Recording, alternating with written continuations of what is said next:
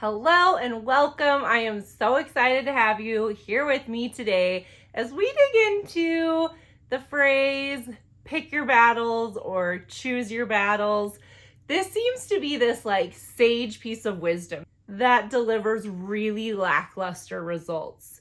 So why do they say it like it's a great thing, but then the actual experience of it is that it's not actually that good? We're going to dig into that.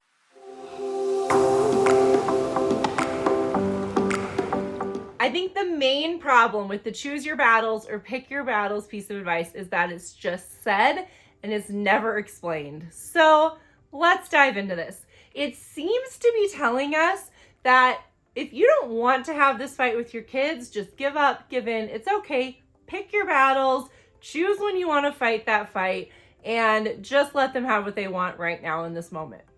Typically, it goes something like this. You finish grocery shopping. Finally, you've said no 1,000 times to the store. You're in the checkout line, ready to just be home, for goodness sakes. And your kid sees that thing in the checkout line, be it a toy or the candy or whatever it is, so strategically placed. And they're like, "Mom, can I have this?" And you say no. And then you look at them and you can tell exactly what is about to happen. You see those tears welling up. You see the fight rising up inside of them. This is going to be a thing. They've chosen their holy grail. This is the moment. They are going to throw down because they want that candy. And you are so tired. And suddenly you become acutely aware of all the people around you. You're like, I just don't have the energy. I don't have the energy for the judgmental eyes.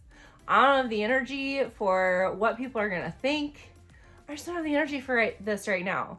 And so your kid goes, "But Mom, please." You say, "Fine." And you look at the cashier with a half-worn smile and say, "Pick your battles, right?" No, no, no, no. Wrong. That's not how we apply that advice. Let's review what you just taught your child. When Mom says no, but I really want it, if I throw a fit, she'll give me whatever I want. So what do you think is going to happen next time? They're going to throw a fit because they've learned that it works and that it's a way that they can get you to change your mind.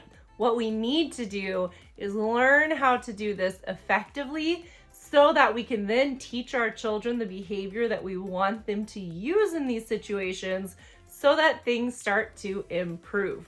One of the big things that I always say is that what you want to do in each moment is not just think about what's right and easiest for that moment.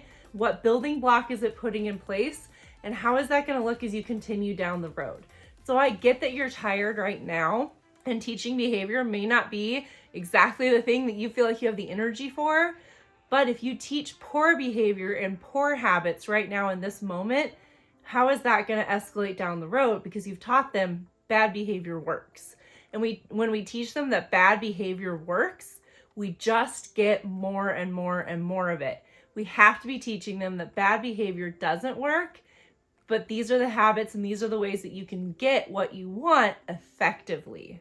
So picking your battles is not bad advice. We just need to learn how to apply it effectively. There are two parts to this.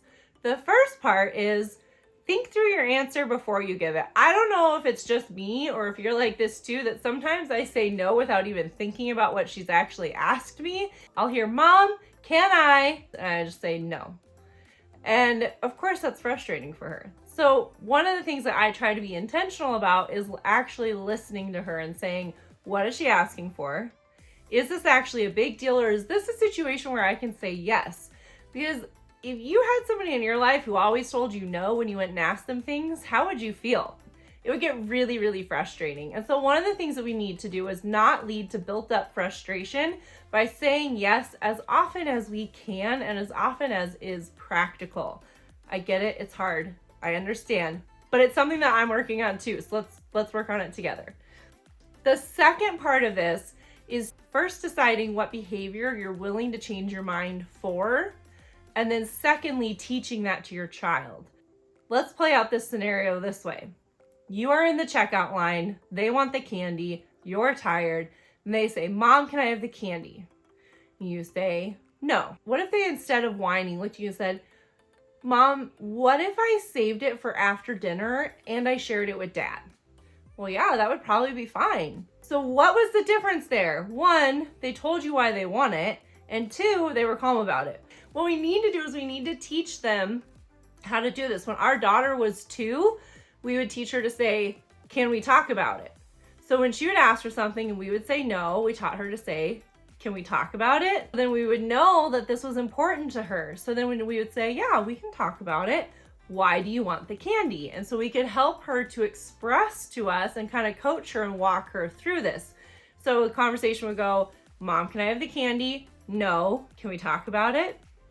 Triggers me. Yeah, we can talk about it. This is important to you. And then I could lead her in the discussion. Okay, why do you want the candy? Well, it sounds really good. Okay, we're about to eat dinner and we don't eat candy before dinner. What if we saved it for after dinner? So at 4 years old now, she is coming up with those things because we've been having these conversations for a while. And she knows how to have the conversations because we've taught them to her. I'm not saying to say yes to the candy every time. Like, there's still times where we say, no, you've had enough candy lately. But you'll get there. I hope that this has been valuable for you, and hopefully you have a little bit better idea of how you can implement choosing your battles or picking your battles in a way that will be effective and meaningful versus leading to a pattern of bad behavior.